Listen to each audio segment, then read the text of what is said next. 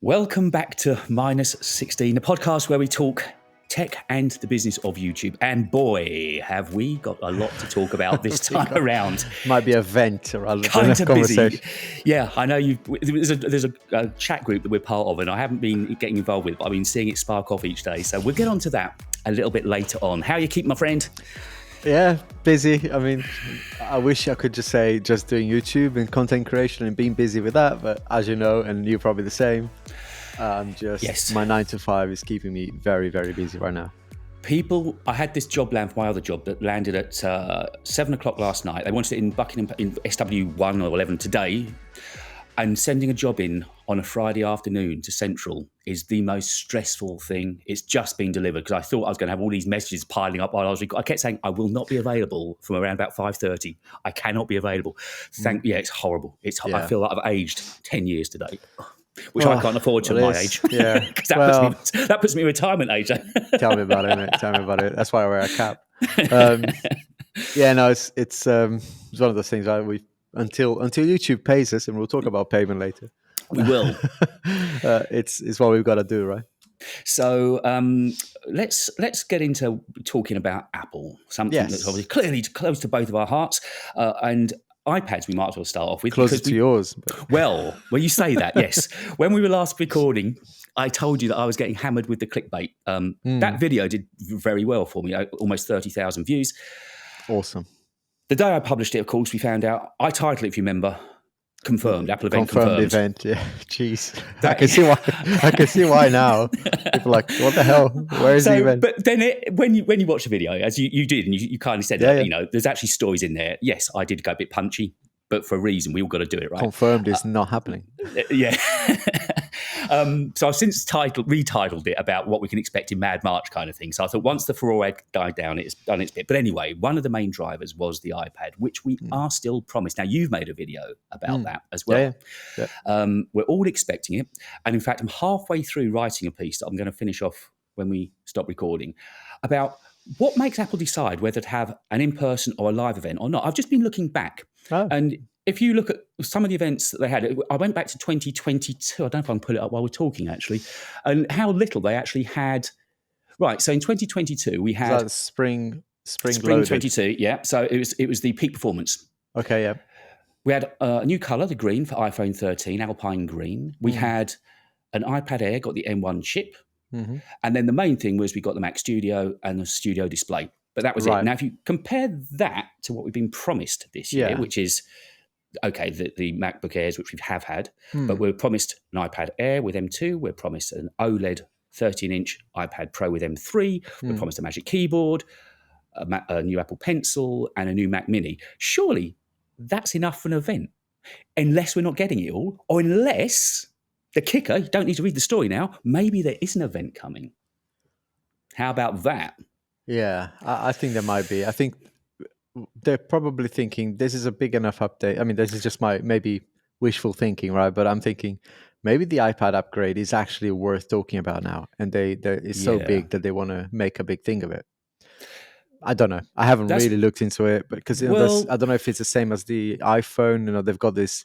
What do they call it? The super cycles or whatever. Maybe the iPad is the same because if you bought a 2018 iPad. Really didn't have a reason to upgrade it. Well, exactly. Really, so right? This would be the time, wouldn't it? M3 OLED 13-inch. It's big. Yeah. So with that and the accessories, I'm wondering if they're doing a little sneaky on us, and there will turn out to be an event still. They've done. I mean, their press room has been so busy. The only meaningful one has been the MacBook Airs, but they've been putting out press releases Monday to Thursday, almost things like arcade games and new environmental things with TSMC, new uses for Apple Pro in healthcare, Vision Pro in healthcare. They've been busy pumping out more content I've ever seen, but not much hardware, which makes me think that next week... Not stuff that people really care about. I mean, I'm listening to the stuff and almost like, really? Well, Friday Night Baseball was kind of one of the ones. It was just like, Friday Night Baseball's been a thing for a year or two anyway. So that's what's making me wonder if they are just doing a sneaky. Next week we'll get a sudden invite saying there is an event, and it is... Because there's enough there still. Keyboard. To be honest, I'm quite happy that they didn't do not even a press release for the iPad, because I wouldn't have been able to do anything this week anyway. So Well, the timing might. selfishly, I'm like, do you know what? It's actually Well, quite good. so this time last week, so I'd had a couple of decent performances on videos, and it got to last Friday when everybody was saying the iPad would be coming out on Monday, and I thought, I ain't leaving this to chance. So about 7 o'clock Saturday evening, I had just finished actually recording a radio show, funny enough, but I just finished that, and I got in the car, went up to Battersea, and I thought, well, I'm going to buy the MacBook Air, so I've got some content to make. Right. And boy, am I glad I did that, because this week there has been nothing else come out at all. Yeah. I mean, I can see iPad videos and MacBook videos being quite popular right now anyway. So if you want to, there's definitely stuff to talk about. It's just, I don't have the time, but I do want to get the iPad and talk about it and compare it. I still have the M2 iPad Pro. Don't need a new iPad. I mean, for years since I started doing YouTube, I mean, I actually am annoyed myself talking about it, because it's like, it's just not happening. You know what I wanted for the iPad, I just resigned to the fact that it's going to remain a tablet, potentially a more functional, more efficient iPad, but it's never really going to kind of cross the line of it being a bit more than that. Where Samsung kind of blurs the line a little bit and lets you do a little bit more laptopy things with it. So explain that, because obviously, as you know, at the moment you're talking to a sort of an iPad Virgin. Really, I've had a mini that I hardly ever use. I'm excited for you. Yeah, I can't wait. I cannot wait. I'm actually more excited about the iPad. It might be the most expensive mistake I make this year, because if I get this, well, I'm thinking so. Yeah. I've got another little surprise for you that I'm going to tell you as well. But yeah, I just want to. I'm not going to. I don't see me doing one of those YouTuber famous videos. I switched from a Mac for a week. Can it be done? I'm too hooked to working with a desktop, and you know what it's like. The kind of work we do, you do need your desktop. But I want to see what I'd be missing out on and what I use the most. If it is OLED, it's going to be the nicest screen I've ever owned on anything. It'd be better to watch Formula One and the races on that than it will be on my television. I mean, it's going to look gorgeous. But I mean, I don't know what meaningful work I'll be able to do on it. Yeah, I mean, I would challenge the desktop pointer though, because if you've got the any M Pro MacBook Pros, I mean, I can't see any graphic work or video editing work struggling on those chips. I mean, they are amazing. Well, but I can see if you're doing like 3D rendering, maybe like you need an island of graphic cards or whatever. Maybe you need a Mac Pro. But dirty little secret to tell you. See, go on. Because I'm thinking of getting the iPad Pro. I've been watching an awful lot of Final Cut videos this week on how to get started. I might be darkening your doorstep. Right. Both feet are firmly in everything of mine's in the Apple garden, right? Everything I do, apart from Adobe Audition and Premiere Pro. Yeah. And I'm thinking, if I buy the iPad, obviously a great video to make would be, can I edit on an iPad? But of course, I've never opened Final Cut Pro. I have got not a Scooby about it. It's a learning curve. Don't get me wrong, but I'll tell you where I'm, right? Because it's been a few years since I've changed, and I was because you were Premiere, weren't you? Absolutely, and I loved it. And you taught yourself. Yep, Final Cut. Yeah, it started with that. It started on Windows even, then moved to Mac, but kept Adobe. And the only reason I changed is because it crashed when Apple switched to the M chips. Adobe was a nightmare. I was losing so much time just in crashes, like constant crashes, because they said, "Oh, we optimized for Apple Silicon," but it was not. For a whole year, everyone was like, "What is this?" So it was a time for me. Okay, this is it. I had enough of the crashes and moved to Final Cut, and I hated it for about 5 videos. So did you lose much production time? Oh yeah, on that switch, yeah. Oh yeah, that's what I'm worried about. Because I was learning, right, and I was like, oh my god. But when I could see that, hang on, it removes so much stuff that you do manually on Premiere Pro. I was like, okay, this is actually a lot easier, a lot friendlier. And you do have to spend some money with plugins because, whereas Premiere Pro, there's a lot more plugins for it that are free. Your motion VFX, aren't you? And yes, and you are. I was going to say After Effects. To learn that is a nightmare, and I still have it. And sometimes if there's something quite specific that I want to do that I don't have a plugin for, maybe After Effects is where I spend some time. but the return on investment is not there, right? You spend like 2 hours to produce a 5-second 3D effect or something, and it's just like, I mean, I've seen one of the things I like, I think, with Final Cut is where it can, like a pointer, can track on a product as you're panning and that kind of thing. And the voice isolation is amazing. That always sounds fantastic. Honestly, it's a button on Final Cut, mate. Yeah, I can't recommend it enough because it definitely, from a workflow perspective, it makes so. I mean, the file organization for one, right? In Premiere Pro is like, good luck finding.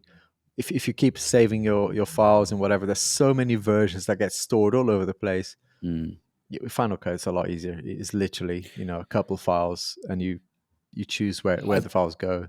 I think a mate of mine who, I mean, don't forget, I have got your address. So if you find me parked on your doorstep telling me, Alex, you're not doing any work till you show me how to use Final Cut from start to finish. There's one video that I watched that kind of clicked for me. I was like, okay, right. Because, if you think that you're going to be editing in Final Cut Pro and you're trying to kind of adopt what you learned in Premiere, you got to kind of delete that. You got to go, it's just that the whole magnetic timeline is a whole new concept. You just got to get your brain used to.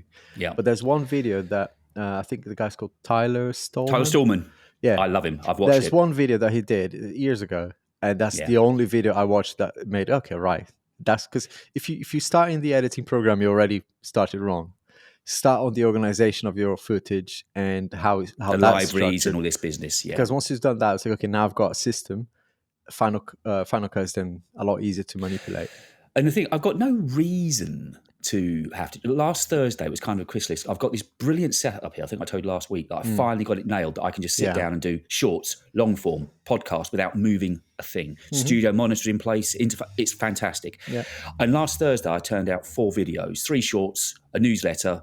Sorry, 2 shorts, a newsletter, and the long form, and edited them all in Premiere. Now, I know that I'm not going to have that speed in Final Cut, but I just think with the channel that I've got now, I kind of owe it to be editing in Final Cut. Yeah, I mean, there's more pros than cons, right? So one of the cons, and this is a big one for me, is how behind the times they are, right? Because yes, it's Apple, and yes, it's easy, and everything looks nice and clean. It is easy. It's a really pleasing experience to edit on it. But when you look at things like CapCut or any of these free mobile things that you edit videos on, and add captions and you add AI things, AI music even, it's like, why can't we do this sort of thing? I mean, even captioning. Why can't we do captioning on Final Cut? In 2024, it's just crazy that you pay 250 quid for it. It's like, because you use it on every device, then can't you? As many devices as you want once you paid for it. Yeah, I think so. Is it 2 devices? I'm not too sure, to be honest. I use it on multiple and I never complain about it. We've spoken before. One of the big things of Premiere is they've got the SRT file. So when you want to upload captions in the background on your YouTube videos, I was already thinking, well, what I'll do is once I've exported the video, then I'll put that into Premiere Pro and just get the SRT out of that. So that's useful for subtitles. And to be honest, that's not too much of an issue. It'll be nice. But I'm talking about as I'm talking, for the words to appear, right? CapCut does it in seconds. It literally does it in seconds. Like, why can't we do that? So at the moment, my workflow, if I want to upload a shorts or reels, is I export it from Final Cut and then import it into CapCut just to do the captions. It's exactly what I do. A nightmare. That's exactly what I do. And CapCut, though, because that's TikTok's engine, isn't it? And they've just broken it out. And wow, that is so good. Which is how I've spent so much more time doing shorts recently, 3-4 a week, because of CapCut. Yeah. Either desktop or on the phone. Like you say, I export it out of Premiere. Once I've got the video, it's on Instagram. And it's actually on TikTok now as well. Somebody, Steve Geeks Corner, I think you follow him, don't you? Geek Corner. I'm sure. Oh, yeah. He's kindly started this TikTok channel called -16, actually. So our videos go up there. But cool. So CapCut, But so I'm thinking I'm having. I keep on. It's like I say to myself, I'll have a calm couple of days. I'm going to sit down and just learn a little bit of Final Cut. You have to force yourself to do it. It's what I did. I chose like a 15-minute video, and I just spent. It took me 2 weeks to edit that one video, but then. It's like once you force yourself to do it, because like I'm not going back to the crashing and the pain. Well, it was just too painful at the time. Actually, that's the thing. At the moment, Premiere is working really, really well for me. I've got no reason to change other than I want to use Final Cut, almost to be in the cool kids in the playground. So that's And again, if I do get the iPad, that's one of the reasons. So I did go up to Battersea and I did get the MacBook Air. And I went 15 inch this time. I know you've got the 15-inch M2, haven't you? M2, yeah. Yeah. The first thing I noticed is how much more of a laptop it feels at 15 inch rather than a notebook at 13 inches. Yeah. It's much more comfortable to type on. The keyboard is so much more comfortable because it's bigger. And I've used it an awful lot this week and I've really enjoyed it. I didn't use the M2 13-inch that much, but this one I've used an awful lot this week. Yeah, no, it is nice. It is more useful to have that screen. I don't know. I just don't, because I've got the MacBook Pro. I use that most days anyway, so it's very rare. I mean, I actually, when I went to London yesterday, I took the Air because it's Borough Street Market, I saw. Yeah, I was there. Great place, but it costs you a fortune. Buying food there is so expensive. It's, if you haven't been to London, it's one of these meccas of every kind of food. That paella stand on the corner, which is always queuing out of the door. Yeah, food is lovely there. But you can get through £100 there in a blink of an eye, can't you? Yeah, it is gorgeous. But anyway, sorry, we shouldn't be talking about food in Borough Street Market. Yes, I saw you up there.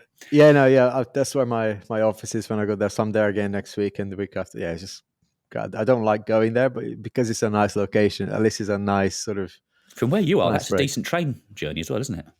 Yeah, it's not too bad. Yeah, not too bad. 2 hours? It's an hour and a half. Yeah, an hour to Paddington. Yeah. I was just thinking the fact that you've got so much. So much compatibility, right, with the MacBooks and the iPad. It does make sense, but on the M3 MacBook Pros, I don't know, man. I was just looking at it going, I wouldn't know what to talk about because I've had the M1, the M2s, and I just like, well, for one, I don't have a lot of time, and two is like, I don't think I would be able to justify making a video to say it's got a new coating that doesn't do fingerprints. I showed that in a video while I was up at Battersea, thinking ahead in true content creator style. I went up to their midnight blue MacBook Air and I just went smudging all over it, and it still smudges. It's in the video that I've just put up. It's in that. But if that's what we have to talk about, I'm just thinking, because I've watched a couple of videos and go, why are we even talking about this stuff? It shouldn't be a feature. I mean, it's nice, but we should be talking about, okay, what can he do, right? And and the fact that we're not even focusing on that, and I'm talking, there's so many like massive creators that are actually only reviewing laptops most of the time, and they're not even interested. They open, they play the game, and say, okay, it's great. So I mean, the video I put out this week was kind of first impressions. And also the thing I talked about, the first time I've ever done it was I did a trade-in with Apple. So I traded in my M2 MacBook Air. Yeah. And I think I got okay money for it. I got Did 700 you go for quid. 8 gig or 16? 16 this time. Okay. So I went for 16 gigs, 512 storage, because I actually want to try and use this. And okay, if I'm doing video, any basic video, I could always take an SSD with me if I feel. But so far, I've put all of the apps that I need on here, including all of the Adobe apps, and I've only used 100 gigs of storage. So I think 512 will be. And I've had people on the video saying, you can't work on a 5. My main machine's got 4 terabytes. That's the main baby. It depends. I mean, I think once you get past 2 terabytes, it's academic, right? If you're generating a lot of videos on a weekly basis, even 10 terabytes is not going to be enough, right? I'm carrying with me 18 terabytes in SSDs on a daily basis. No laptop will give me that on internals. Not. So I think it's a question of depending on what you do. I do like the idea of doing like a day in the life. I did 3 or 4 videos when I got the M2 and the M1. No, the M2. Is that what you did, your student persona thing? Yeah, I did one for that. I did one for graphic designing, and I did one for just productivity, I think. They really did it's the hard work, right? Because you got to kind of come up with tests. I was contacting people who knew about coding, so I could do some coding. But yeah, those videos do excite me because they're like, he's actually bringing it to life a little bit more rather than, I mean, I saw a guy, I won't mention his name, but it was like he's rubbing the laptop on his face to get the smudges. Is like, man, yeah. If I'm a consumer trying to buy a laptop, that is not what I don't care about that. I can tell that by getting out of the box myself. Yeah. But, yeah. No, I'm thinking of the follow-up might be that. Rant over. now I've got all the apps loaded up here. I made it clear the video I just did wasn't a review. I'd only had it 48 hours. Yeah, It was very much for first impressions. And the trade-in, so that was the first time I'd ever clicked on that button. So I did it online, first of all. They offered me 675. And then I actually phoned Apple and said, can I do this in store? And I said, yeah, absolutely.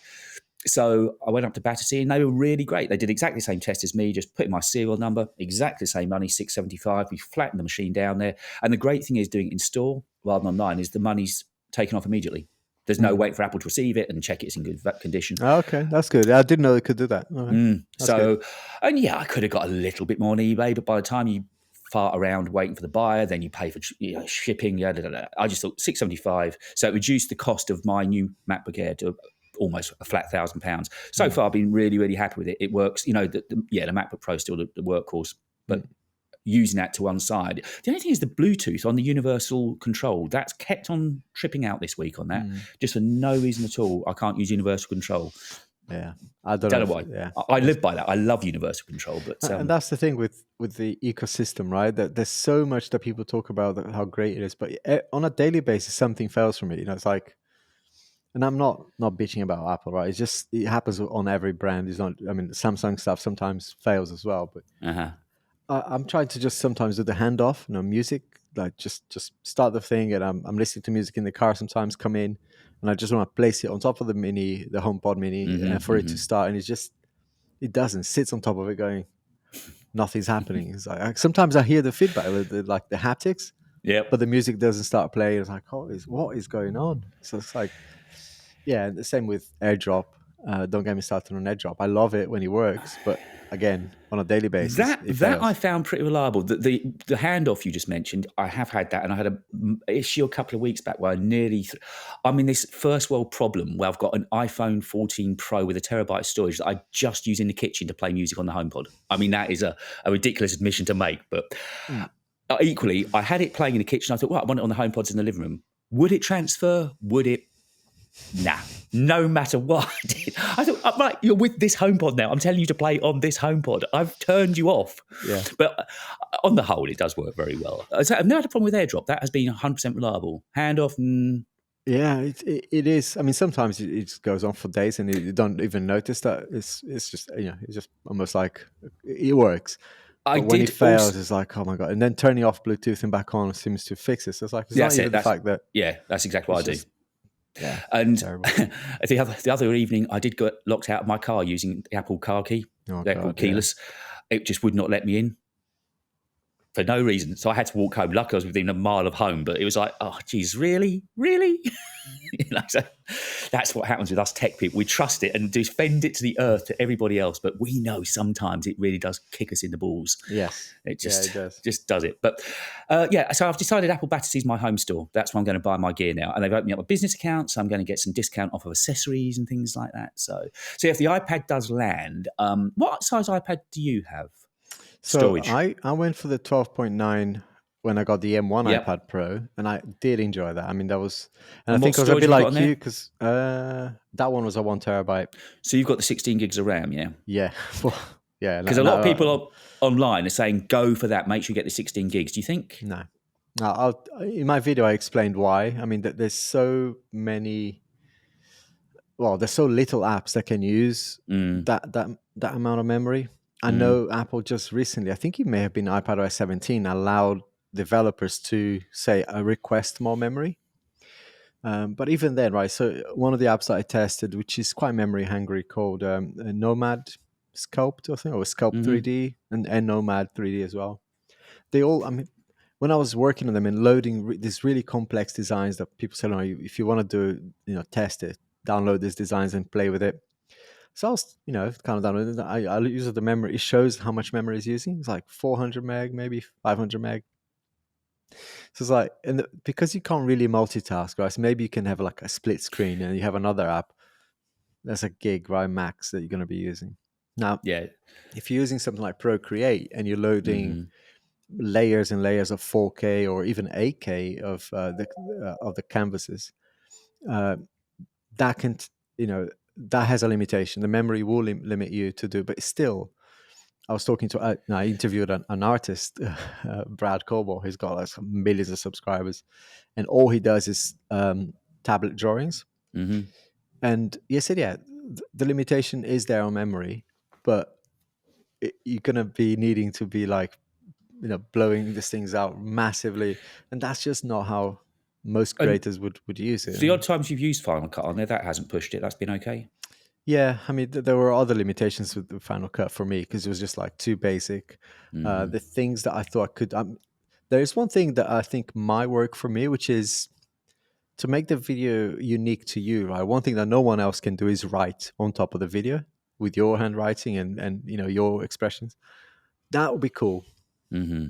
So I'm gonna test out when the iPad comes out to say, right, export it to the iPad, because you have to then import it into. You can't just work off of an SSD, which is so stupid. Yeah, that's what. But you have to import it into the iPad, which it's gonna add a few minutes of the work. I mean, because my video is like 2 gigs sometimes. Yeah. So got to upload that, and then I just want to add a few touches to the video by hand with a pen, with a pencil, I should say. But yeah, I'll see if that then it becomes part of the workflow. Otherwise, it's just again I jumped up Netflix device. Yeah. Well, I'm interested to get my hands in it because I've not been able to form my own opinions on iPad life. So that's kind of why I want to do it. It's going to be expensive. I mean, I know with the keyboard and the pencil, it's going to be two, three. I'll definitely say don't go for the memory. I mean, and I know Apple will push it. Unfortunately, you can't choose. It's not like buying a laptop where you can't choose the memory. No, they'll make the bundle. Right, so if you want this one that probably has 1 terabyte, you need to get them. It comes with more memory. Yeah, but I was going to go 512. Yeah, I would get the base model. For me, it's like I don't need, because unless they come out with something that is 100% guaranteed, is on the iPad, and here they'll show it. Because last time they promised all sorts of things. Like in 2021, they promised PS5 controller haptics. Yep, still haven't got it. I haven't found a single game that uses the haptics on the PS5, and they showed it on screen, and made a big song and dance about it. It's like, no, here we are 3 years later, nothing. Same with the video editing, they showed that as well, but it's like, there's so many things, including LumaFusion. So with that came and gone, and I tried that as well. It's like.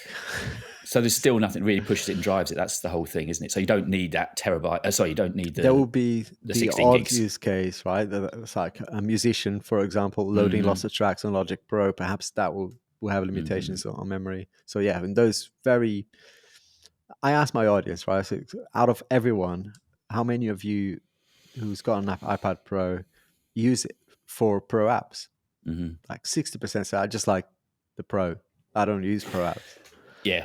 But some said Notability. It's like, okay, that's not a Pro app, right? You can run that on a Casio calculator, probably. Well, maybe next time I'll actually begin to have an opinion of it. Maybe by this time, in Fortnite time, when we do the next -16, it will have been released, and I'll have my first opinions on it. But I think you're going to love it, and if you get the Magic Keyboard, I'm more excited. I'm 100% more excited about the Magic Keyboard than I am about the iPad. Well, hopefully we'll find out pretty soon. So I think that's all the... Did you have any Samsung bits that you needed to catch up on? Any revelations about the phones? Or didn't you buy the Sony Xperia as well? I didn't buy it, but a viewer sent it to me, so I've been testing it. It's really, really cool. So I'm tempted now to get it because I do have some tidbits about that, which I'll probably share in the next episode. But yeah, the short version is the video on that device nothing comes close to it. It's so good. Really. Sony did an amazing job there, but that there are other things about that phone that makes it and I guess that's why it's not a mass, consumer device. It's quite a niche one. So time we sort of pivot then into the stuff of YouTube, and I know you've got plenty to say on a certain subject. So should we go there first, or should we toot my horn for a moment? Well, let's talk about your amazing milestone first. Yeah, well, I mean, what I've got to talk about is not really that exciting. You've got nearly 100, so 100K. So you've been here, done it. But I remember. So if you haven't checked mine, there's no reason necessarily you would have checked my channel out. But today I passed 5,000 subs, and felt good. And this last 4,000 has happened very, very quickly. So I passed 1,000 in January 23, believe it or not. And it took me then I passed 2,000, took forever till September 23, 3,000 in December 23, 4,000 in January 24. So I've done the last 1,000 in 5 weeks or so. That's the last crazy. 3 videos have all had over 100 subs on each of those videos. So I've gained 600 subs in 28 days. It's going in the right direction. That's amazing to see. I mean, it's one of those things because I was hoping for this to happen. Like, come on, because you were doing all the right things. You kept consistent. You kind of kept. Yes, at the when I first met you, I mean, we were when we started, we were a little bit all over the place. Right, we were kind of throwing things out there, seeing what sticks, and we're kind of trying to work. And then when things don't work, we kind of give up very easily, right? So I think you seem to have found your groove, and that's really cool. Yeah. I think recently, I know Patrick saw it on Twitter today and said, well done, man. I said, yeah, it's taken me a time. And he said, yeah, but you've done it the right way. And I know you commented on it as well. And I said to you, the only thing is, even on the dark days and those low days we've all had, when you think, it's not worth it. All you've got to keep doing is putting in the reps and getting better. And I all say it, but it's true. And then begin to look and understand what people like from you. Yeah. And I've, over this last few videos, I think I found out what it is people like me to talk about, how they like me to talk about it, and a structure that works for me as well. And 100% for me, it's starting with a thumbnail. 100%. So it forms my mind.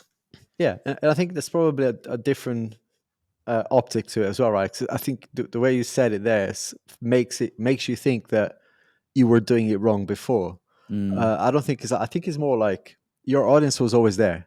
You just hadn't found a way of reaching them. And I think now, it's not like they suddenly want you to do a certain thing. It's like they've always been there, but you now found a way of reaching them.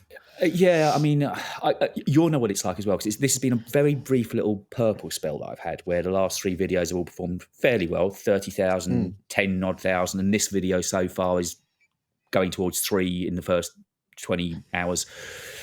But every time you upload, at my kind of level, you think, oh no, the next one's going to push me back to 200 views. You just know it. And I'm still worried. So honestly, I'm almost at 100K and I still have those. It was 50 days ago, so less than 2 months. I had one of those that's like, what the hell just happened? Right? The quality was there. I wasn't drunk. I wasn't like completely going off piste, which I can do. It was a desk setup video. It's like, what? I mean, I did upload once and it had bad audio. So I deleted it and re-uploaded it. I remember you doing that, yeah. I don't know. I don't think that would have been, the video was just dead in the waters from the start. And then, so it happens. There will be the odd one. And I think it happens to any size channel, to be honest. And as if by magic, in the last 2 days, I've had more contact with potential collaborations. You said get to 5,000. Ones are like a Todoist kind of thing that I think will come to something. They want me to write about it, possibly video. I've got a really nice doc actually being sent to me. This one, Yvonki. Okay, yeah. A £600 doc, and they just want me to chat about it. They haven't asked for a video.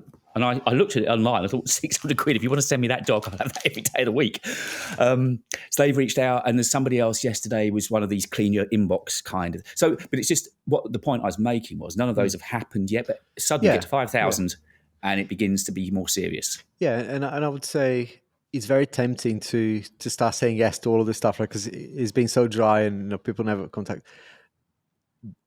Don't undervalue your work is what I'm going to say, right? Always having in mind, maybe I'll share with you my media kit. Maybe it's just because, if you've got like a clear message that you're giving sponsors, so if you want to work with me, fantastic, awesome, we can work together. Here's what I charge normally. But perhaps it's not even about charging, it's about finding out from each other, or what do you want to, if you all you want is, sometimes it is what they want. It's like, I just want clicks to my product so I can sell it. Then perhaps that's not going to work, because my channel is not about your product. But if you want to help kind of raise awareness, or maybe we are going to convert some sales, but in a realistic way, right? Mm-hmm. Just look at it. Some of those relationships I started when I had less than 2,000 subscribers, and I still have them today. Mm-hmm. And my only regret now is I started, very undervalued, because I just wanted to, almost like validation, right? It's like Yeah. I want to prove to people that I want to pay video. I Yeah. can get deals, but you got to be careful, because Well, think and of it, also, as a long-term thing, and start right. yeah. Well, I know we spoke on the last pod about other creators moving the bar down and undervaluing us. So yeah, Yeah, you've given me an idea of roughly where I should be pitched. And these people so far, well, one's just sent me it to talk about. Well, that's fine. They don't want a video. They asked for nothing. They just wanted my opinions. yeah. That's fine. But the door But is open, right, for you to go. exactly, Hang on, but if I do include you in my video, is there an affiliate program perhaps that I yeah, could join? yeah, which is what we're talking about. Yeah, So you're not doing it as a freebie, and even if and if the product itself is worth that much, your reputation and the fact mhm. that they're getting effectively free marketing, right, shouldn't go And unnoticed. one of the ones was, as I say, found me through Medium, wants me to write about it, which was an interesting angle rather Yeah, than a video. He was interested more in a blog, which is something that I yeah, can do. So yeah, it just seems everything at the moment feels a little bit more. I feel a bit more of a YouTuber. yeah. I don't think there's a right or a wrong way of doing anything, right? Even today, if the right brand reaches, and they've got an amazing product that will fit your brand, your channel, your community, money kind of becomes secondary sometimes, right? You go, Mm, actually, I just want to work with this brand because it makes sense. And if yeah, you prove that there's more to it, then perhaps a sponsorship deal is in there. certainly one of the people that's been talking to me, I know that the video wouldn't get any views at all. It's Mm. just you can't dress it up, you can't make it sexy. You'll take the money, but you know you're not going to get views. Yeah, It's and we have to sometimes, especially as we're growing. Um, yeah, I'd still say yes to some of those dedicated videos, which is it's a shame, right? Because every time you do it, it's like you're selling your soul. mm. Your viewers are not going to appreciate it, most likely. It doesn't matter how hard you try it. Then Mm. if it's not in your core content, they're just gonna see through it, right? It's like, well, you did it because it's a sponsored video. But we have to, to buy the new iPad, to buy the new MacBook, all these things. The money has to come from somewhere, and Exactly, yeah. YouTube advertising ain't it. No. So, So I'm seeing, because obviously I've not had, I mean, I've had a few videos in history have reached 30,000 odd mm, views, but they were first posted before I had any AdSense. This last one, I'm now beginning to see, 30,000 is a decent amount of views. And I'm now seeing how little, how little you get for that. Well, your brain's already working out. You know mm, how much I'm mm, getting, mm. and it's not going to pay for many No, iPads. no. I mean, I said this from the very beginning. I just see that money as bonus, right? If Yeah. ad revenue, because it could go like this. Some months it's brilliant that it comes in and it's, oh, that was not more than I expected, and some months is like, well, where was that? What happened to it? So just count it as a bonus. Which kind of leads us in a neat segue into Alex's rant of the pod. Yeah, The floor and the mic is yours. I'm in a good mood, so I'm going to try and keep Do that. objective and positive, because there's definitely something that has been gnawing at me a little bit, right? And Hmm. I'm talking to a lot of creators. Sometimes creators come to me via DMs and WhatsApp and think, "Have you seen this?" So it triggers me a little bit. I'm like, oh, I don't want to know, but because I do, and you kind of get digging. So let's start from, where this is coming from. Mm, This is coming from creators out there, mostly that I know of are in the tech space, hmm. that are seemingly, I mean, no one can 100% confirm this, but when you look at the patterns, I mean, we all make similar videos, unless you're Marquez and you're in that kind of stratospheric world. Most of us are doing content that, yeah, there's a different way of presenting it, but we're talking about tech. There's also only Mm, so many things you can say or do with a piece of tech. yeah. So we kind of know what the patterns are for a topic like this. For a new phone, a new iPad, a new whatever, it's going to have that jump whilst people are interested, right, for the first few days, and then it's going to gently flatline. Some Hmm. videos will just go straight and keep going, right? Those evergreen content that usually, the best of this or the desk accessories or something. When they do well, you see a different pattern. What we've been seeing is this thing where it goes, the video is below the mark for the channel. So the channel has a kind of a regular band of views, like from 5,000 to 15,000. YouTube will go, you're doing well, not better, not worse than normal. But when it's below that, I've seen some creators, some huge channels. I'm not going to mention any of them, by the way, but channels with just below 2 million or over 2 million subscribers. Wow. In that, doing this sort Big of thing. boys. So professionals, real hard-nosed professionals. Yeah. And it's almost like, okay, this can't be an accident. If it is, they're being very naive and being taken advantage of. And I'll explain that in a moment. But those channels, what you see is like when a video is kind of, you can tell it's like a dedicated video as well. So it's not a video that will be popular anyway. So those videos, they'll be under the mark, and you can see on view stats, which is something that Mr. Beast created. But you can see it's below, and then all of a sudden it goes straight up, like ridiculous, like almost a straight line up. And then after a few days, it flatlines like completely, which is not normal, right? Normally, even if you do have a spike, you see a gentle decrease. You're still getting a few hundred views a day. If it doesn't completely die. So we started seeing this, and kind of posting on Twitter as well, saying what are these people doing? They're clearly buying views, is what we're saying. Right now, can I ask a question? Yeah. My naivety is, how do you go about buying views? Well, where do you? I'm not. It's nothing. Nice comments today. People have said you've done it the right way, you've done it the hard way. I wouldn't know where to start. Well, we have a theory, right? Because Patrick and myself, we both got this done to us, and we know that it's something that even usually the agencies will offer to do as part of the deal. I just go up front in my contract. I say, I don't want any views that are not organic. So yes, you can share on your platforms as long as you link to my video. That's normal, and I actually encourage. But I do not want you to send it to some China bot farm or whatever to get like this 15 seconds views that drive the video itself to the ground, because there's no retention, there's no engagement. That's the telltale, right? You look at this video, it's like, maybe we can flash some of the stats on the screen, I don't know, but or put it in the show notes to my tweets. Basically, you see this is a ratio of engagement, right? So you get, for example, 500,000 views on a video about a swimming pool cleaner, right? This is a tech creator, swimming pool cleaner, 500,000 views. I'm like, who the hell? Are there that many swimming pools in America? Okay, I'm giving away too much now, but you're basically saying, okay, I got all these views, but you can have like 27 comments. I mean, you and I get 27 comments in an hour, right? On any video. Yeah. So clearly, those are not organic. They're not people. And you can, and this is the kind of trying to be on the other side and go, I know this video will tank, but there is an official way of promoting a video, right? You can go on YouTube and click promote, and you pay YouTube, and there you get given two choices. You want to get more views, or you want to get more engagement.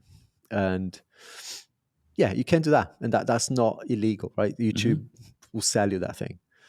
But I'd still think in those cases, YouTube will try and find the right audience. I think he asks you even, do you is that commonly done? Well, it seems more common than I thought it was. Have you ever done that with YouTube? Well, I was about to say just today, because I've had enough.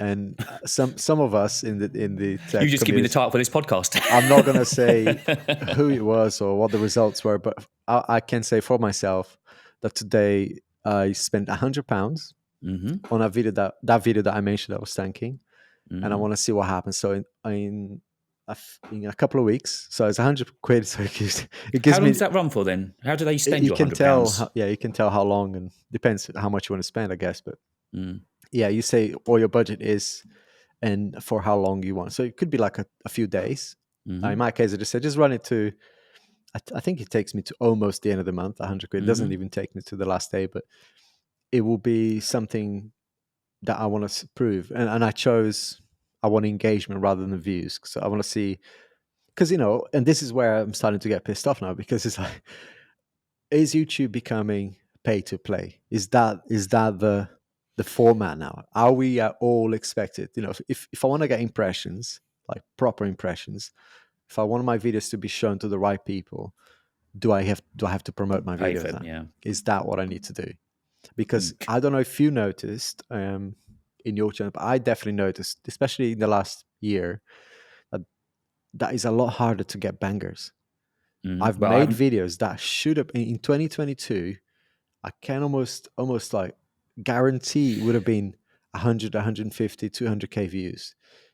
Where I'm now getting to, when it gets to like 15, 18,000, it dies. Literally 2 days later, it's like completely dead. It's like, it's almost the saying, this video is good. All the signals are there. The AVD is high. CTR is like amazing at the moment for my channel, but they're still dying at like just below 20K. And like, what is going on here? Oh, so you're almost thinking YouTube are surreptitiously giving you that signal saying, look, boy, if you want this one to carry on If you, growing, yes, pay up.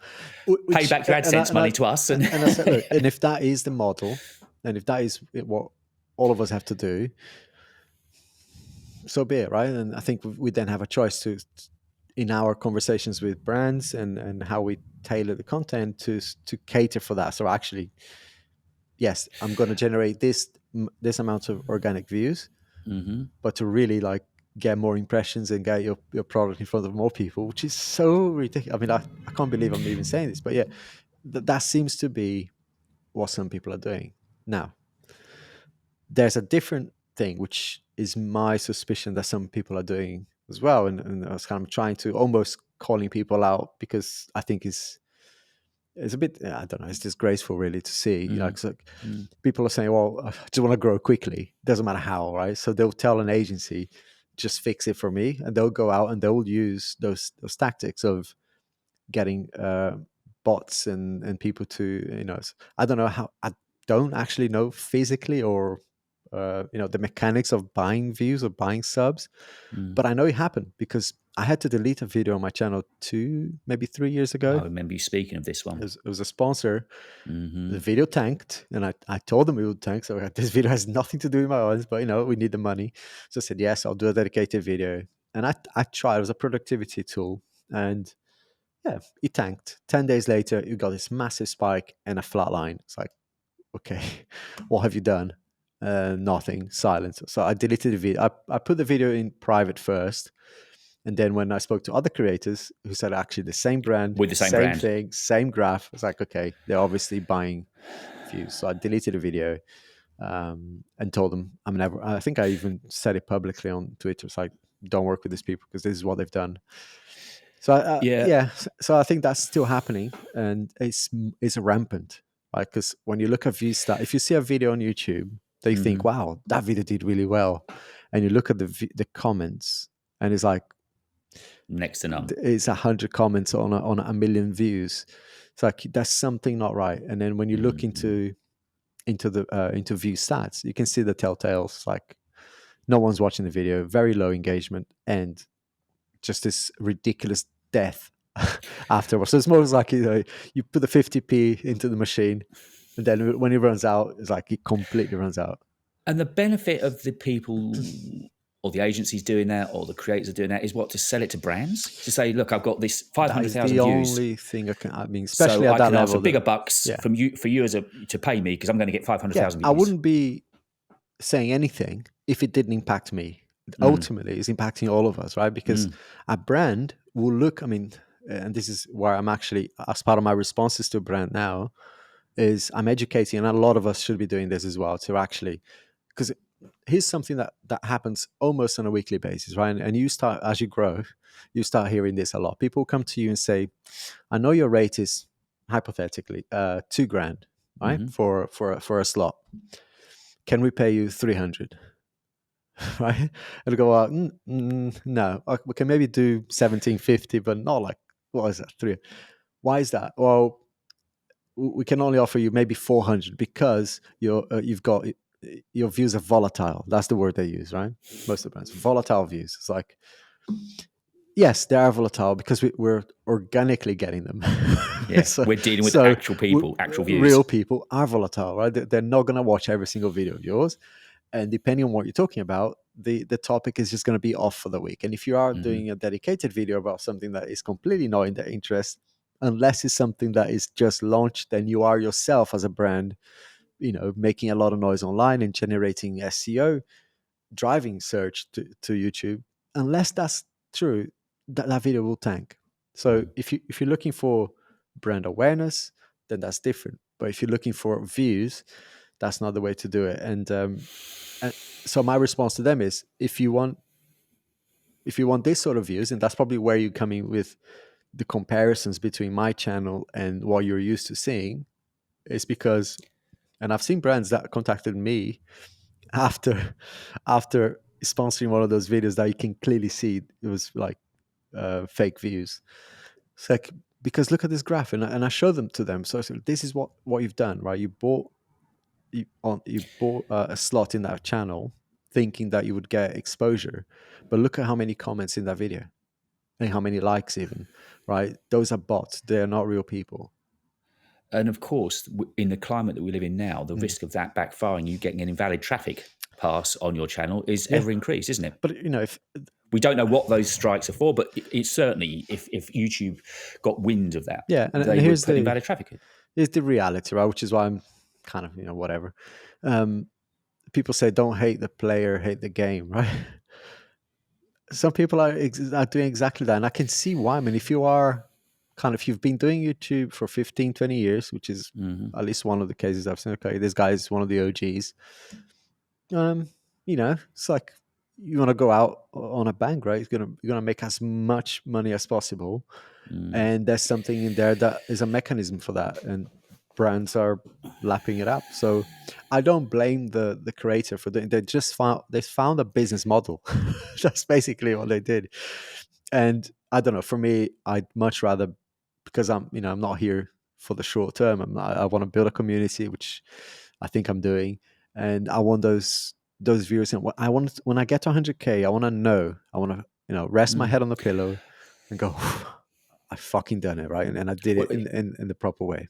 Even today, with that 5K, small for many people, you'll know how much that means to me. I haven't done anything illegal or wrong. I've had 2 invalid strikes, traffic passes on me, but I fought all of the demons, but I've done it the right way. It will feel a lot better. Yeah, it does. It does. I've got a little bit of pride. I can give myself a little pat on the back tonight and think, you know what, I've done it the hard way, and I've just kept on. Have many sponsors come to you as part of the deal and said, with a guaranteed view on a video? Yeah. A lot of them will do it. And I've got I need to update it now, but I've got a page that I stole out of, I actually asked permission to steal it, which is so Tom Buck has a fantastic, he did a video about it actually. He created this page on his website called, I think is ethics statement, effectively. But he sends that to brands, right? If you want to work with me, just read this first. If you read it and you still want to work with me, fantastic. A lot of them don't come back, which sends a message to him to say, you know what, they weren't right. Yeah.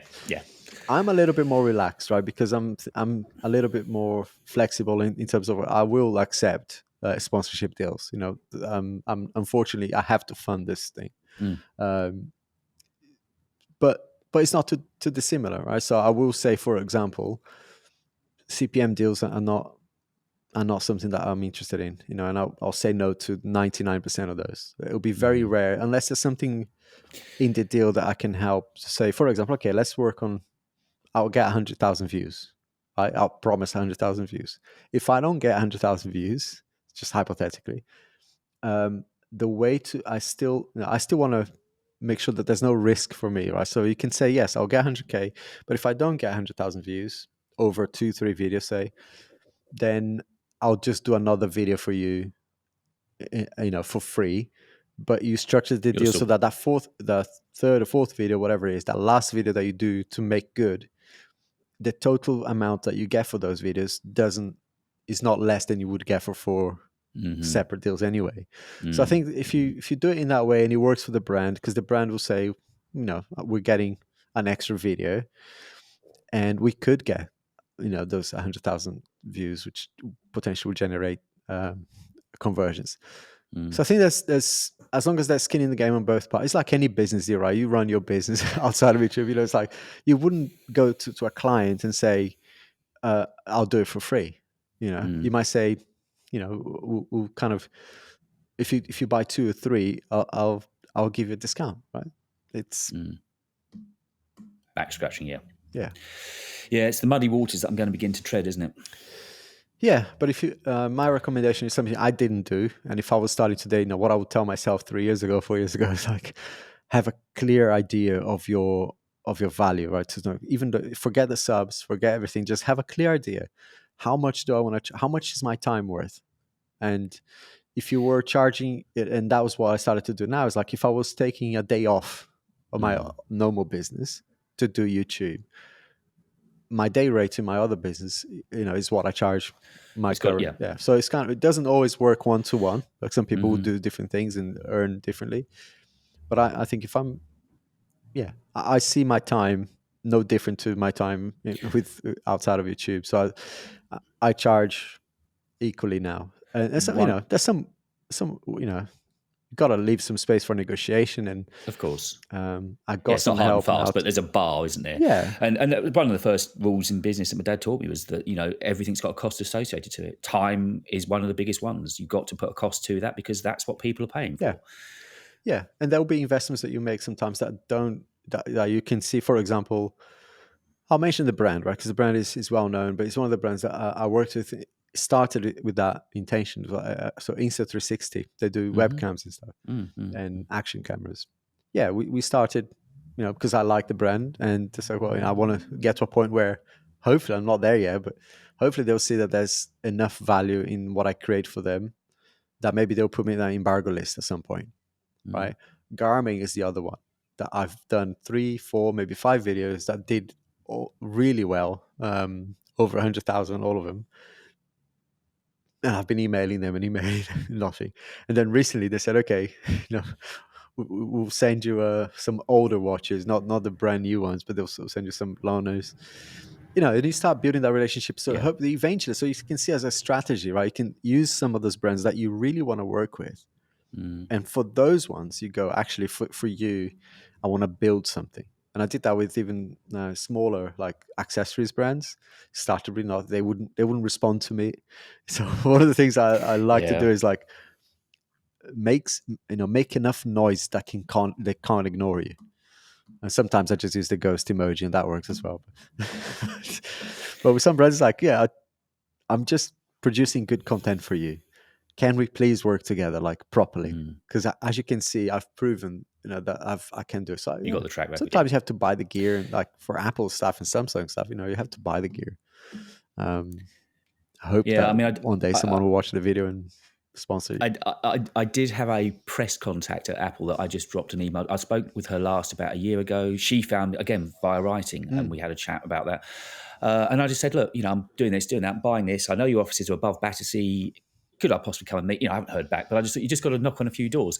I'm not expecting anything for free, but maybe just go to an event evening or something, meet some people. And I think that's all it takes. And I'm not going to change how, because, if you start kind of, because I can see how you would very quickly, there's a strategy to get into those books, right? You could just play nice and just say, wonderful things about them.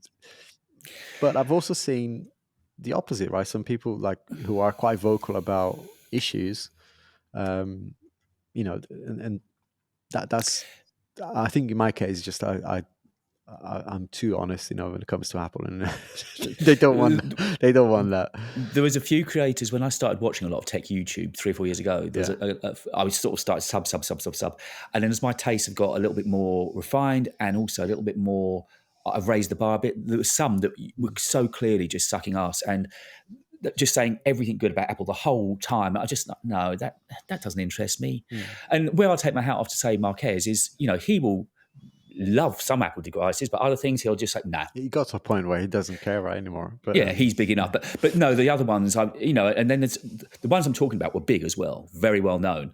But then you've got us kind of honest troopers out there playing the field, and we're big enough to say, oh, that's good, but equally they should have done something different with that.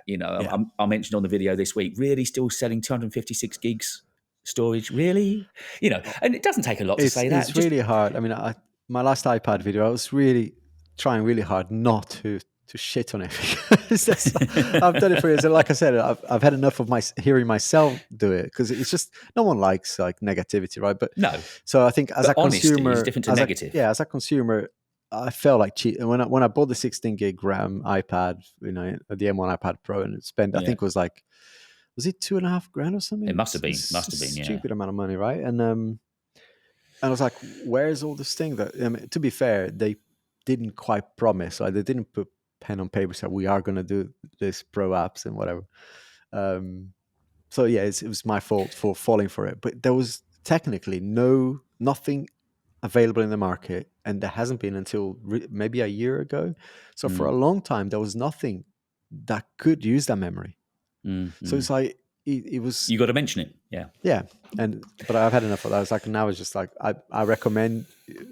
Don't do what I do, because I like gadgets, right? I'll buy the latest, sometimes max out for no reason. So I can't kind of just say just do what I do. But I would recommend, if you want to save your money, just try to ignore a little bit of hype sometimes. Well, let's finish on a high. And our last pod, we got about an extra 3 or 4 subs out of it, and it's got good downloads. I may or may not have promoted our video to a click farm. If you did, you've done bad, because we haven't had that many. But no, we got some subs out of it. So thank you if you have recently subbed to the channel. And we are back now every 2 weeks. And also putting the audio onto YouTube Music has made a difference with the audio downloads, for sure. So it's kind of proven to me that is as we know, a big audio source. We should do so much more, right, on this spot. The spot has so much. There's great information in it. Yeah. It breaks my heart it's not doing better. Yeah, I think we just eventually it's time. We'll just get someone to go back, because we talk about stuff every other week that is not really only valid for now. I mean, there's stuff that we talk every time that I wish I could hear, when I was starting out. So there's clips that we could use. Yeah, definitely. Oh, it's all there in Riverside. Maybe if we find someone that's willing to. Steve Geek, do you want to look at our shorts on Riverside? But no, I mean, I do honestly believe that the value that we give in this is, and it's not blowing our own horns. We both work bloody hard, and we've set aside time tonight. But the value we give, particularly on the YouTube side of it, what we talk about the tech, you can see in our videos. But what we talk about the business of YouTube is only on here. Now I know what Steve you mean. Yes. Big fan of the pod. No, and he set up our -16 on TikTok. Yes. So, I knew when you said the name before. I was like, I've seen it before on Twitter, maybe. Yeah. Now I know he's actually on every pod as well. So massive shout out. Thank you. So but it's if we had more time, more hands, we would do more. But we'll get there. We're back. It's not going anywhere. But it was very interesting to see that getting onto YouTube Music did make a big difference with the audio downloads. I've made a bit of a muff. You need to look at our homepage, because now in between every video, it's the audio, and I don't know how to. I have been on my TV at home confused, because I clicked on the video. It's like, where's the image? Have you made a mistake? So you got the video, and then you got the audio, and I can't find it because it's just the RSS feed. So this tomorrow will automatically get the RSS feed. I just don't know how to do it. I think YouTube are learning as well, because you shouldn't really be presenting on a TV. For someone to just listen to the audio. I don't know, maybe that's what people do. The only thing, because I'm a perfectionist, I just beat myself up, and then I was spending so much time trying to go down rabbit holes looking at it. And I've got to park this. I thought, the worst that happens is people go on our page and they see there is an audio version. I'm not going to beat myself up about it. It is what it is. It's there. It's not perfect. But anyway, we are on YouTube Music. So if you want to listen to us as an audio podcast on YouTube, you can now do that as well. Right. Have a great weekend. I'm going to go and carry on writing. Yes. I'm going to go get some sleep, probably. I was going to edit, but that's... No, it's gone dark behind you since we started. We'll be back in a couple of weeks' time. Alex, take care, mate. Lovely to catch up with you again. See you soon. Cheers, mate. See ya.